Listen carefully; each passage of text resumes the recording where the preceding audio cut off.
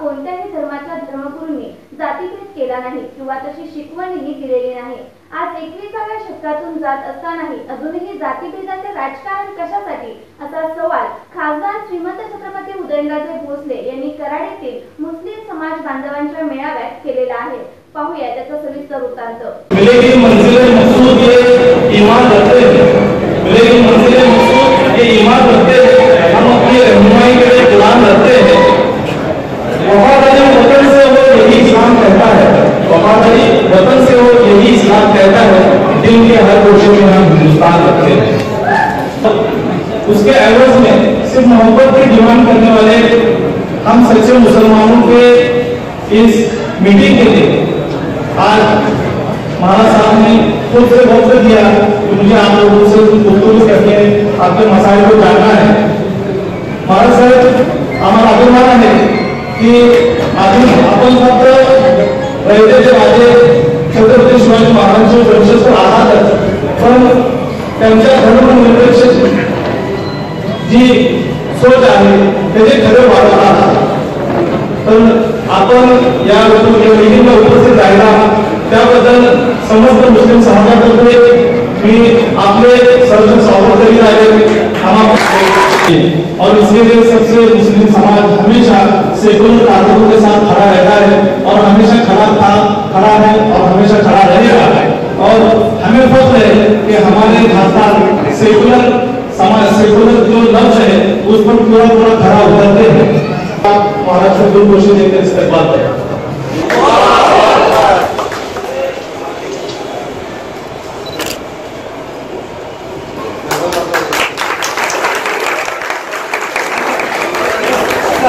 Hello जो लोगों को सफर करते हैं लोगों की दिलों को जो लोगों से सफर करते हैं लोगों की दिलों को मी मस्जिद अब्दुल आंबेडकरी कराड वास्तविक करतो। आपल्या देशाची निवडणूक लागली आहे त्याप्रमाणे आता उदयनराजे भोसले महाराज हे आपल्या शहरामध्ये मुस्लिम बांधवांची खास भेट घेण्यासाठी आपल्याकडे आले आहेत। त्याबद्दल सर्वप्रथम मी त्यांचे आभार मानतो। महाराज आमचे मुस्लिम बांधव आपल्याबरोबर इतक्या गोष्टी शेअर करणार आहेत।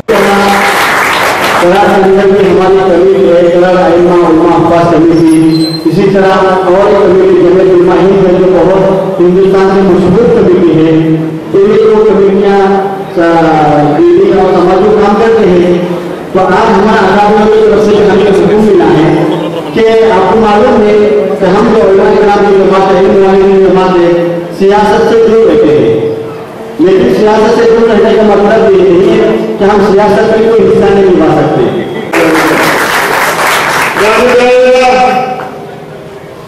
ज्यावेळेला राष्ट्रीय नेते आपले कायद्याचे आम्हाला नव्हते, पण मला समाजाला समजून जो प्रेम आहे ज्यावेळेला तो जसं प्रेम असतो तो त्यावेळेला तो हत्यार होतो।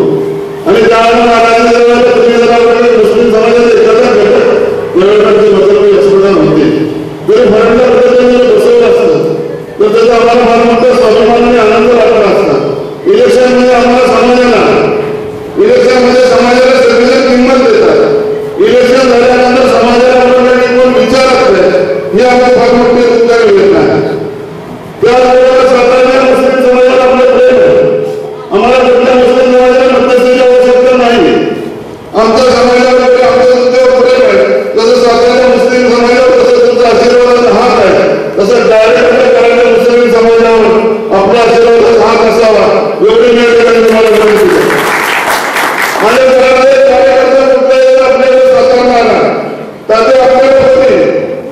जर माझा कार्यकर्ता आला कराड म्हणजे तुम्ही हक्काला बोलवा आम्हाला पुन्हा मध्यस्थीची आवश्यकता नाही ना असं ते मी थेट समोर आपल्याला समोर येऊन मी आपल्याला विनंती करतो। दुसरी गोष्ट ज्यावेळेला छत्रपती राजे महाराजांना सांगतो तुमचे छत्रपती तुमच्या नावावर पडेल। छत्रपती म्हणजे छात्र सगळ्यांच्यावर तुमचं छत्र असावं। पती म्हणजे तुम्ही सगळ्यांचे मालक आहात, तुम्ही ह्या राज्याचे पालक आहात आणि तुमचं छत्र आमच्यावर असावं की तुम्हाला मुद्दा काय आहे मुद्दा दुसऱ्याचा उल्लेख करतोय। दुसरी गोष्ट यावेळेला 11 वर्षापूर्वी ज्यावेळेला इलेक्शन निवडणुका लागणार होते त्यावेळेला सातारा जिल्ह्यामध्ये मुस्लिम समाजाचे मुद्दा मिळाला राज्यसेवेतून घेतलं होतं। आणि त्यावेळेला बाळासाहेब बागवान होते त्यावेळेला हसन कांबळे होते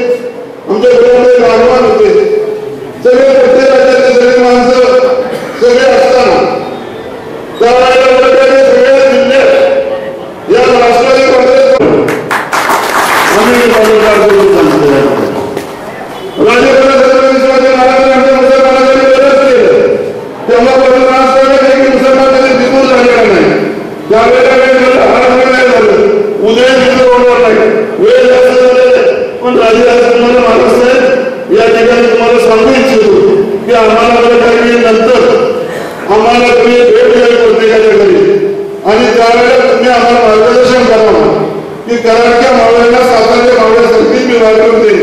कराडवाला कोणी आला तर माझ्या कुटुंबाचा घटक असेल असं तुम्ही आम्हाला सगळ्यांना वागवून द्या. आम्हाला कोणाच्या बदमाशीची जरूर नाही. आम्ही सामान्य कार्यकर्ते आमच्यावर जो पहिलं तसंच प्रेम ठेवावं. आमचं प्रेम आयुष्यभर राहील. छत्रपती घराण्यांच्या वर प्रेम ठेवणे आमची नैतिक जबाबदारी आणि या महाराष्ट्राचा 100% मुसलमान ठेवणार मी गवाही देतो. राजे यावेळेला सगळ्यांनी तुम्ही मागच्या वेळेला सगळी परिस्थिती चेक करा. कुठल्या बरोबर किती मतं पडली, कुणाच्यावर मत होता, कुणाच्या वाड्यात पडले, प्रत्येक ठिकाणी चेक करा. आणि यावेळेला आम्ही तुम्हाला मुस्लिम मतदान किती झालं, तुम्हाला मुसलमानाचं मतदान किती झालं आणि कराड शहराचं मतदान किती झालं हे आपल्याला परीक्षा करायची. कारण हा सगळं महाराज एक मुसलमान तुमच्या जाणार नाही. फक्त कराड तालुक्यात दोन्ही मतदारसंघाच्या पाठवले मुसलमानांचा विरोधात करणार नाही. त्याच्यामुळे सांगू इच्छितो. माझे शब्द थांबवतो. जय हिंद, जय महाराष्ट्र. और गंदगी के अंदर, लेकिन वो बेटे को बेटा ही समझती है, उसकी कितनी भी पिता हो जाए,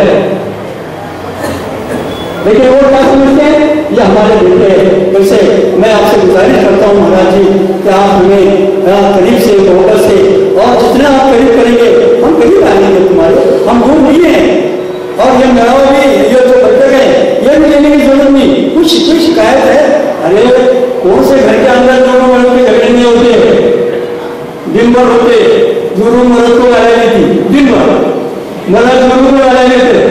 हाँ, उसके हाथ का दिन भर दोपहर खाता नहीं, शाम को खाता नहीं, पर नजदीक मुझे बरोबर छोटे भी नहीं. अरे ऐसी परिस्थिति है कि कांग्रेस वाले जो रक्षोत्तर वाले ये सब लोग सब अरे चलेगा महाराज. तुम आपके पोस्ट के ऊपर है, तुम एक उहदे के ऊपर है, तुम्हारा एक मर्तबा है. वो मर्तबे के लिहाज से हम आपसे गुजारिश करते हैं, हम आपसे रिक्वेस्ट करते हैं कि आप जो है हमारे कौम को जो है हम नौकरियां नहीं मांग रहे, कोई आपको फंड्स नहीं मांग रहे, कुछ नहीं. लेकिन जब हमारे ऊपर कोई आफत आए, हमारे ऊपर कोई दर्द भरी घटनाएं आ जाए कराड़ के अंदर, तो आपको जो है सबके सामने खड़ा रहना चाहिए. ये वादा आपने देना चाहिए मुसलमानों को कि मैं हूं, ये गलत जो है उस वक्त भी खड़े रहेंगे. जय हिंद, जय महाराज. जिस सदी में हम जा रहे हैं इसकी और छलांग मारते थे. उस सदी में इतने इस सदी में इतने डेवलपमेंट्स हो रहे थे, तो उस सदी में क्या है. और फिर भी देखकर मन हैरान इतने हो रहे, लेकिन इंसानियत कहीं दिखाई नहीं देती. उस वक्त भी थी जैसे आज, लेकिन उस वक्त फर्क इतना ही था. अगर डेवलपमेंट उस वक्त नहीं भी थी, लेकिन उस वक्त इंसानियत. बटन दबाओ तो गाज नीचे आती गाड़ी, कुछ रिमोट से कुछ भी करो. मतलब इतनी टेक्नोलॉजी का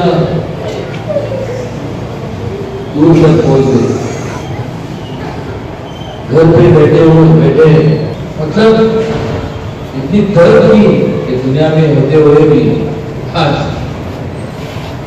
हंसी इस बात की आती है कि जब लोग कहते हैं, और वो भी खुद के स्वार्थ के लिए, एक समाज का विचार छोड़ देते और सिर्फ खुद का व्यक्तिगत विचार करते हैं. और क्या करते हैं, चाहे कुछ भी हो, दुनिया इधर की उधर हो जाए, लेकिन मुझे जो मेरी प्रगति होनी चाहिए, बाकी अगर बेकार भी हो जाए तो भी चलेगा, बाकी अगर मर भी जाए तो भी चलेगा।